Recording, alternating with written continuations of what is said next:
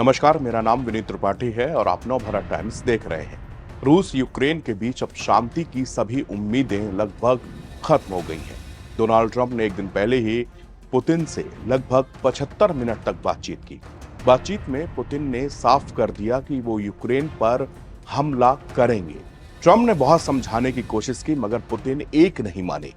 तुर्की में शांति के सभी रास्ते भी बंद हो गए। अब दुनिया ये समझ चुकी है कि कुछ तो बड़ा होने वाला है। अब गेंद रूस के पाले में है। रूस की खामोशी कहर मचाने वाली है। हालांकि जेलेंस्की इससे बेफिक्र नजर आ रहे हैं मगर सैटेलाइट तस्वीरें कुछ और ही कहानी बयां कर रही हैं। यूक्रेन के रूसी बमवर्षक विमानों पर भयानक ड्रोन हमलों के बाद अब कई विश्लेषक ये दावा कर रहे हैं कि जेलेंस्की रूस के साथ युद्ध को जीत रहे हैं। वहीं तुर्की में हुई बातचीत के बाद रूसी राष्ट्रपति व्लादिमीर पुतिन ने साफ कर दिया कि रूस को यूक्रेन के सरेंडर के अलावा और कुछ भी स्वीकार नहीं है। यूक्रेन दूसरे दौर की बातचीत के बाद जहां कुछ रियायत देने के संकेत दिया, वहीं रूस अपने रुख पर अड़ा हुआ है। इससे शांति की सारी संभावनाएं ना के बराबर बची हैं। रूस ने कहा कि वो न केवल साल 2014 में कब्जा किए गए क्रीमिया की मान्यता चाहता है बल्कि यूक्रेन से उन इलाकों का सरेंडर चाहता है जिस पर अभी तक पुतिन की सेना ने कब्जा भी नहीं किया है और उन पर रूस अपना दावा कर रहा है। रूस यूक्रेन पर ठीक उसी तरह की शर्तें थोपना चाहता है जिसे फर्स्ट वर्ल्ड वॉर के बाद जर्मनी के साथ किया गया था। यही नहीं, रूस यह भी चाहता है कि युद्ध के खत्म होने के बाद यूक्रेन के आकार और हथियारों की तैनाती में कई तरह के प्रतिबंध लगाए जाएं। आइए समझते हैं कि फरवरी 2022 में शुरू हुए इस युद्ध में अब कौन आगे निकल रहा है। यूक्रेन के रूस पर हमले को अमेरिकी मीडिया पर्ल हार्बर जैसा हमला बता रही है। CSIS की रिपोर्ट के मुताबिक इस लड़ाई में अब तक 14 लाख लोग हताहत हुए हैं। एशिया टाइम्स की रिपोर्ट के मुताबिक इस हमले के बाद भी रूस धीरे धीरे ही यूक्रेनी सेना पर शिकंजा कसता जा रहा है। इसमें कहा गया कि यूक्रेन की ओर से रूस पर किया गया ताजा ड्रोन हमला भी पुतिन को आर्थिक चोट पहुंचाकर उनसे बेहतर नेगोशिएशन हासिल करने की कोशिश थी या फिर अमेरिका और नाटो को युद्ध में खुलकर शामिल होने के लिए मनाना था।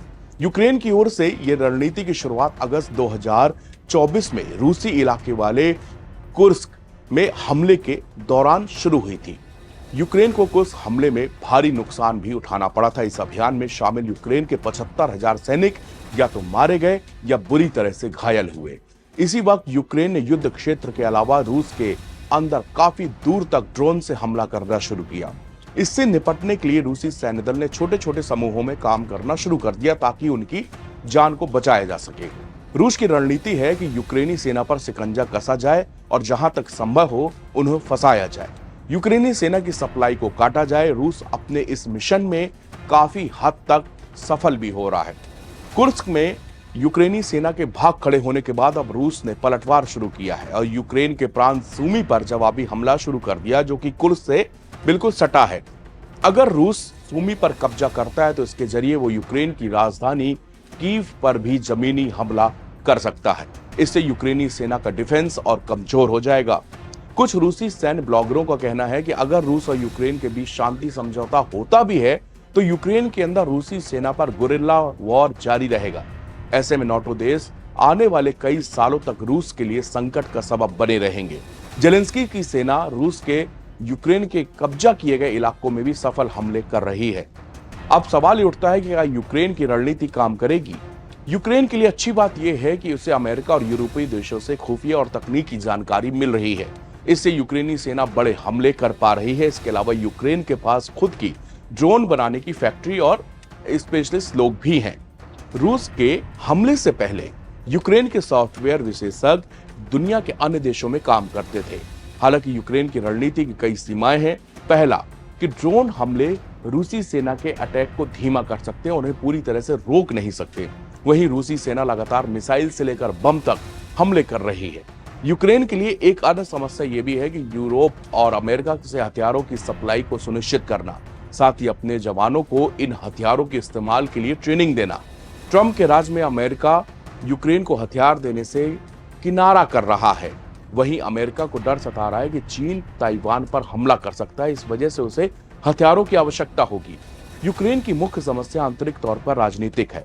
यूक्रेन के राष्ट्रपति रूस को जमीन देना स्वीकार नहीं कर रहे। जेलेंस्की सीज फायर के लिए तैयार हैं, लेकिन रूस इसके लिए तैयार नहीं है। यूक्रेन कुछ इलाके रूस को देने के लिए तैयार हो सकता है, लेकिन रूस का दावा ज्यादा है।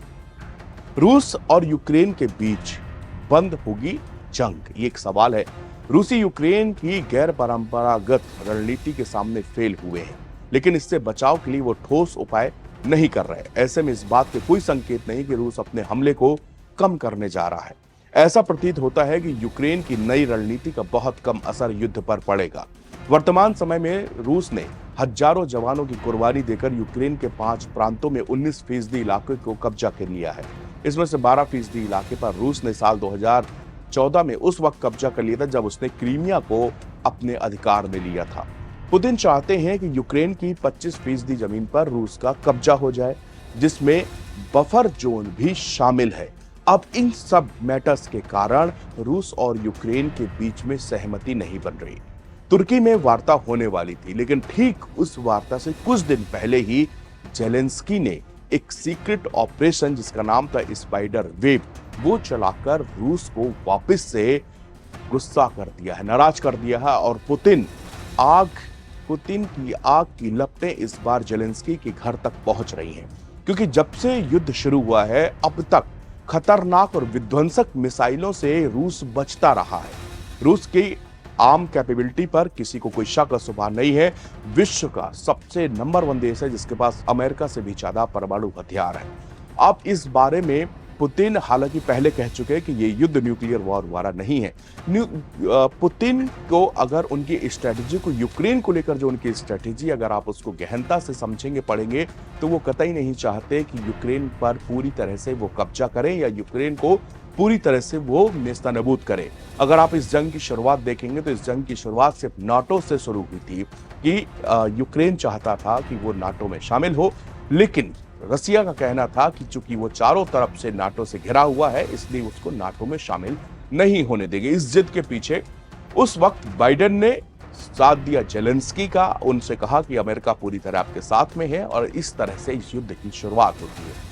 इस युद्ध की शुरुआत होते होते आज ये नौबत आ गई है कि अब लगने वाला है कि ये निर्णायक युद्ध साबित होने जा रहा है, क्योंकि अब जेलेंस्की भले ही ड्रोन अटैक के बाद बहुत खुश हैं, ऑपरेशन स्पाइडर वेब की सफलता से खुश हैं, लेकिन पुतिन काफी दिन से ड्रोन अटैक के बाद से ही खामोश बैठे हुए हैं। जब उन्होंने ट्रंप से बातचीत की तो उन्होंने साफ कर दिया कि हम हमला करेंगे और हम बदला जरूर लेंगे, लेकिन ये हमला किस तरह का होगा, ये बदला किस तरह का होगा, ये सिर्फ और सिर्फ अगर कोई जानता है तो वो पुतिन और पुतिन की वो सीक्रेट टीम, जिसके साथ में बैठकर अब जेलेंस्की को सबक सिखाने का पूरा खाका ब्लूप्रिंट तैयार कर चुके हैं। शुक्रिया।